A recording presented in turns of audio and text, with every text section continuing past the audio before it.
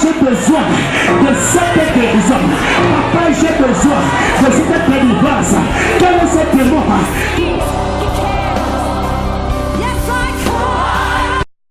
Allons dans la maison de l'Éternel.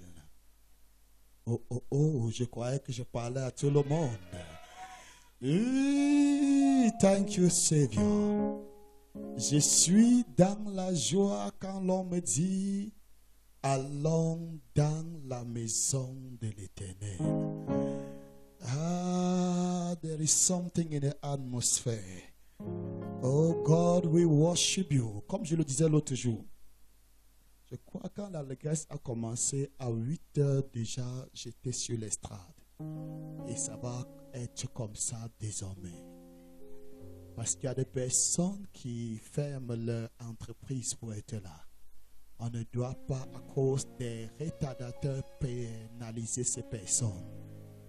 Amen, amen, amen. Oh God, tu as fait de grandes choses mercredi. Et mercredi, Dieu me rendait ministère, me faisant comprendre que il y a des personnes qui ne comprennent pas ce que tu es en train de dire. Et hier, une maman m'a visité et elle a eu aussi, Dieu l'a rendu ministère de façon claire et nette, qu'il y a des gens qui ne comprenaient pas ce que le pasteur disait. C'est pourquoi ce matin, je me suis dit, il faut que je t'enseigne d'abord ce phénomène de Amen et oui. Alléluia. Il faut que je t'enseigne cette révélation. Je n'aime pas trop le mot mystère parce que j'allais dire mystère, mais les pentecôtistes ont tellement fait avec le mot mystère que ça décourage. Jésus-Christ est le mystère de Dieu. Tout mystère qui n'est pas Jésus n'est pas un mystère. Amen. Donc je préfère utiliser le mot révélation, n'est-ce pas? Ou bien l'éclairage du mot Amen et le mot oui, oui. Comme ça, tu vas changer ta façon de dire Amen. Tu vas changer ta façon de dire oui. Beaucoup disent Amen, mais ça ne s'accomplit pas. Mais quand tu saisis la révélation, les choses se produisent. C'est maman Elisabeth qui a eu la révélation aussi la nuit. Et je crois que demain, elle aura l'occasion de partager son témoignage. Amen. Mais il y a une chose qu'elle a crié yes, yes, mercredi. Dans toutes les déclarations prophétiques qui sortaient, elle a dit yes, yes, yes, yes. Et je crois le médecin ou ce qu'elle me disait, on disait qu'elle avait l'air dans le ventre. Et vous vous souvenez que j'ai dit qu'il y avait quelqu'un qu'on serrait comme la ceinture. Et là, elle est rentrée et ce qu'elle a constaté, c'est qu'elle a mis sa jupe qui auparavant serrée et la jupe descendait. Donc quand tu dis Amen, quand tu dis oui, lisons d'abord la Bible. Tu es en train de dire je suis d'accord. Tu es en train de dire c'est ça. Lisons d'abord la Bible. Lisons la Bible. Ouvre ta Bible à 2 Corinthiens plutôt 1, verset 19 à 20 et Apocalypse 3, verset 14. Je veux mettre les bases comme ça, que ce soit aujourd'hui ou demain. Quand tu cries Amen, ton voisin ton voisin doit seulement te voir dans les airs. Are you there? Est-ce que tu es debout avec ta Bible? My God. Something will happen throughout this week. Quand le oui dit oui, ou quand l'amen dit Amen. Oh. Est-ce que tu es là-bas? 2 Corinthiens 1, verset 19 à 20. Tiens-toi debout, même si tu n'as pas de Bible. Tiens-toi debout. Tiens-toi debout, même si tu n'as pas de Bible. Tiens-toi debout. Debout, just stand on your feet. Tout le monde sur ses pieds, même si tu n'as pas de Bible. Tiens-toi sur tes pieds. Peut-être en tenant sur tes pieds, Jésus aurait pitié de toi et te donnera une Bible. Est-ce que tu es là? Ok, nous aurons le discours du grand roi. 2 Corinthiens 1, 19 à 20. Est-ce qu'on peut lire ensemble? 1, 2, 3. Car le Fils de Dieu, Jésus-Christ, qui a été prêché par nous au milieu de vous, par moi, par Sylvain et par Timothée, n'a pas été oui et non. Mais en lui, oh God, il n'y a que le oui. Hey, can we take it again? 1, 2, 3, encore le verset 19. Car le Fils de Dieu, Jésus-Christ, qui a été prêché par nous, au milieu de vous, par moi, par Sylvain et par Timothée, n'a pas été oui et non. Mais en lui, il n'y a que oui. Verset 7. 1, 2, 3. Car pour ce qui concerne toutes les promesses de Dieu, c'est en lui qu'est le oui. C'est pourquoi encore l'amen par lui est prononcé par nous à la gloire de Dieu. Can we take it again? 1, 2, 3, le verset 7. Car pour ce qui concerne les promesses de Dieu, c'est en lui qu'est le oui. C'est pourquoi encore l'amen par lui est prononcé par nous à la gloire de Dieu. Est-ce que tu constates dans ta Bible ici que amen, même comme il est au milieu de la phrase, il est écrit au pluriel en majuscule? C'est français, maman Yvonne? C'est français? Pour un nom propre. Pour un nom propre, c'est pour te dire déjà que amen est une personne. You are not getting something. Oh my God. Amen est une personne. Il s'appelle le principe de la création de Dieu. Ouvre ta Bible dans Apocalypse 3, 14. Oh God. Ta façon de dire oui va changer. Ta façon de dire oui va changer. Et quand ta façon de dire oui va changer, les choses vont changer seules. Feel the Holy Ghost here. Oh God. Est-ce que tu lis Apocalypse 3, verset 14? 1, 2, 3. Écrit à l'ange de l'église de Laodicée. Voici ce que dit l'Amen. Arrête d'abord là-bas.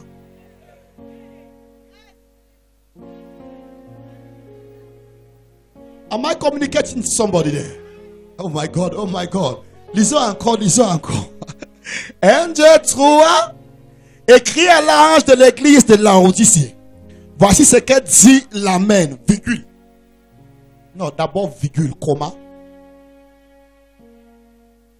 Hein? Allons-y doucement. 1, 2, 3.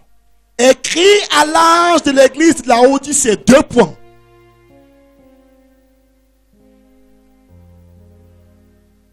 Are you there?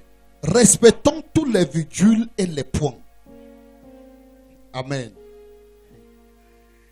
1, 2, 3. Écrit à l'ange de l'église de Laodicée. 2 points. Voici ce que dit l'Amen, virgule. Le témoin fidèle et véritable. Le principe de la création de Dieu. D'autres traductions disent, voici ce que dit l'Amen. Le commencement de la création de Dieu.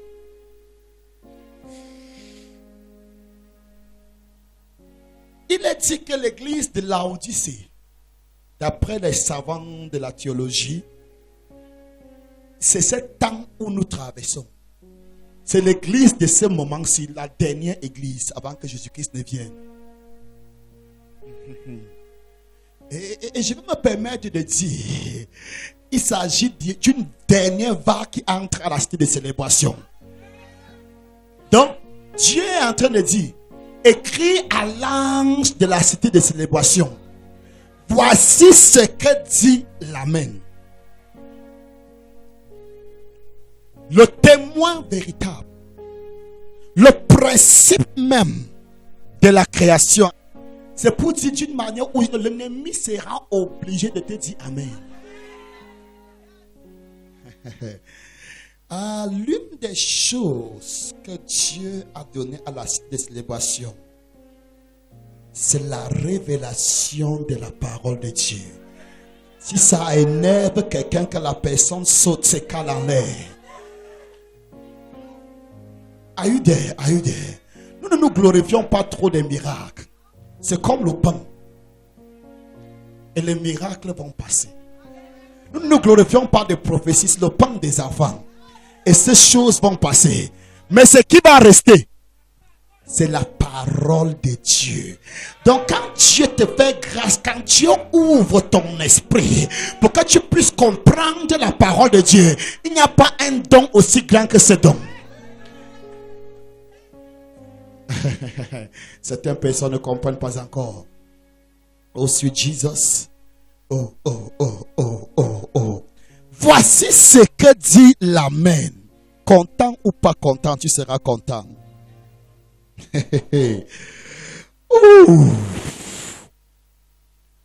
Voici ce que dit l'Amen. Et que tu réponds à la parole prophétique. Et tu déclares à cette parole prophétique Amen. C'est-à-dire la parole a été prononcée. Et Amen que tu déclares est encore cette même parole qui a été prononcée. Oh God. No, somebody is still very far. Ah, God. Assois-toi si tu veux. Assois-toi si tu veux. Assois-toi si tu veux. Si tu veux, tu peux t'asseoir. Feel the Holy Ghost in the room. I feel the unction. I feel the unction. I feel the unction. I feel something in the air. Oh my God, I feel something in the atmosphere. Da da da da da da da da da da. Oh God, oh God, oh God, oh God.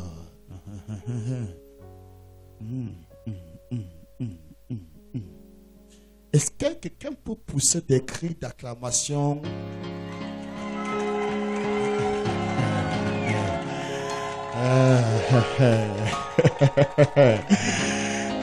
Est-ce que quelqu'un peut dire en bamileke toum toum toum toum toum toum toum toum toum? Non. Tu ne peux pas mettre dans ton village quand on dit tout le monde dit tout mettant assis. On ne dit pas tout mettant assis. On ne dit pas toum toum toum. On ne dit pas toum toum toum toum toum toum toum. Étant assis.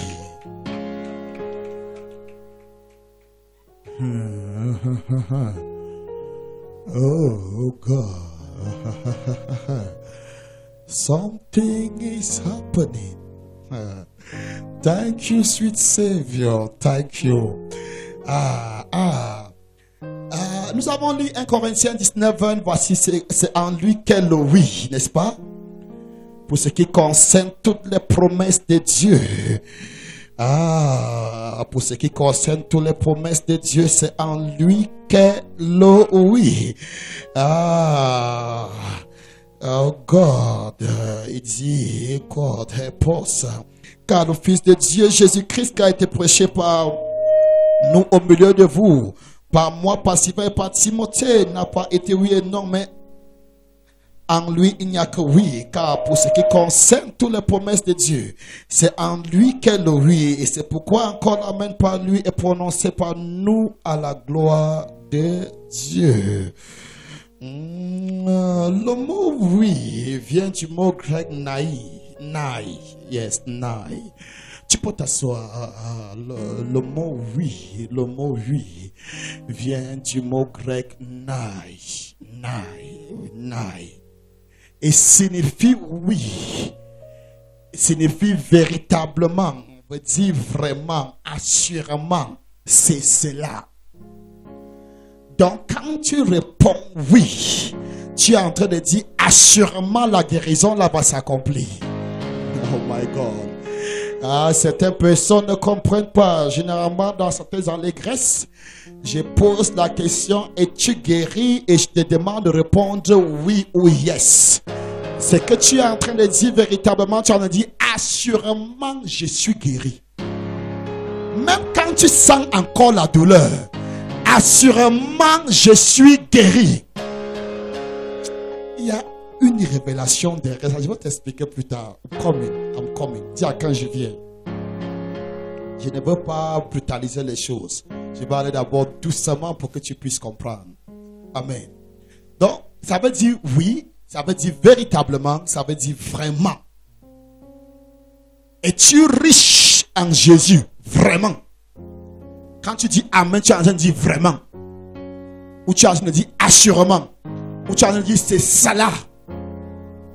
Et si je peux mettre en autre langage terre à terre, tu es en train de dire c'est ça même, pasteur.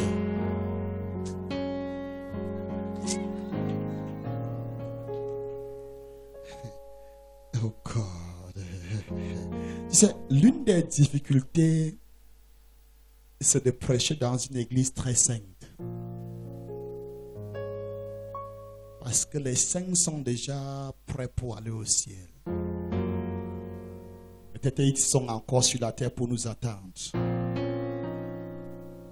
Mais quand tu prêches là où le péché a abondé, des personnes ne considèrent même pas le prix de leur veste. Des personnes ne considèrent même pas le prix de leur robe, qu'elle soit blanche ou qu'elle n'importe quoi. La personne est capable de se rouler dans la poussière en criant Amen. Il n'y a que des pécheresses qui soient capables d'apporter à Dieu l'adoration qu'il a besoin. Il n'y a que des pécheurs capables d'apporter à Dieu l'adoration qu'il a besoin. Ne me regarde pas comme si tu tombais du ciel avec ton air de sainteté. Personne dans la Bible n'a adoré Dieu comme une pécheresse.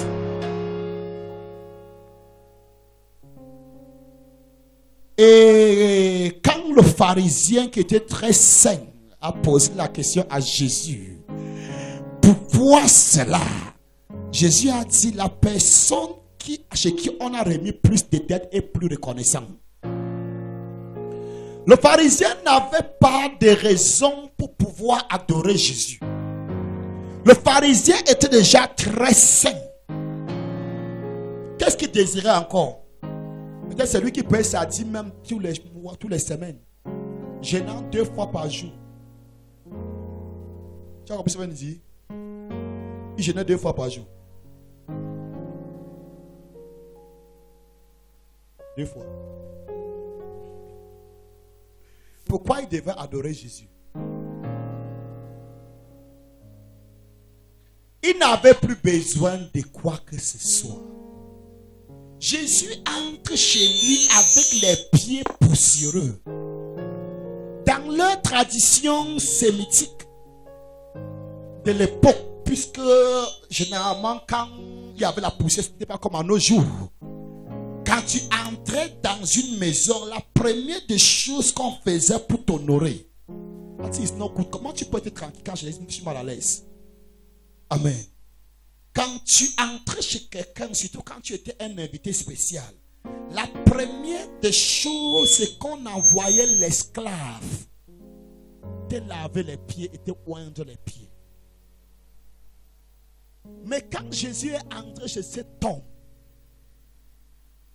ni lui, en effet Jésus, la personne même de Jésus, ce n'était même pas l'esclave à lui laver les pieds. C'est ce pharisien qui devait se laver, se lever. Amen. Pour le laver les pieds. Parce que Jésus a dit, parce que Jean-Baptiste a dit qu'il n'est même pas digne, lui Jean-Baptiste, le plus grand de tous les hommes, de délier seulement les lacets de Jésus. Le plus grand des hommes dit qu'il n'est pas digne. Donc ce n'est même pas un travail qui sera cette fois donné à un esclave. Mais c'est cet homme de la maison qui devrait s'abaisser. lui-même laver les pieds de Jésus et puis oindre, parfumer avant qu'il ne se mette à table. Mais il n'a pas fait cela. Are you there? Il est resté à 37, il ne manquait de rien. Et alors dans le parage, il y avait une prostituée. La prostituée était rejetée de tout le monde comme quelqu'un comme moi ici est rejeté de tous. La prostituée a regardé cet homme Jésus par la fenêtre parce qu'elle ne pouvait pas entrer dans cette maison. Et il n'y avait pas ce service qui était accordé à Jésus. Elle a dit, mais qu'est-ce qui ne va pas dans ce lieu? Peut-être ces personnes ne voient pas ce que je vois. Ou encore ces personnes n'ont plus besoin de quoi que ce soit. Mais pour ce qui me concerne, je suis fatigué. Ma charge de péché pèse sur moi. Je sens que si je ne saisis pas l'occasion, je vais tomber là tout droit devant moi. Peu importe le protocole, je veux calculer comme je calculais quand je calculais les clients. Je vais faire 2 fois 2 égale. Et puis je vais les dribbler et ils vont me retrouver devant Jésus. Et tu sais quelque chose, une fois que tu es au pied de Jésus, personne ne peut plus t'arracher de là. My God, my God, my God, my God. Une fois que tu saisis les pieds de Jésus, personne ne peut te retirer de là. You are not getting what I'm talking about.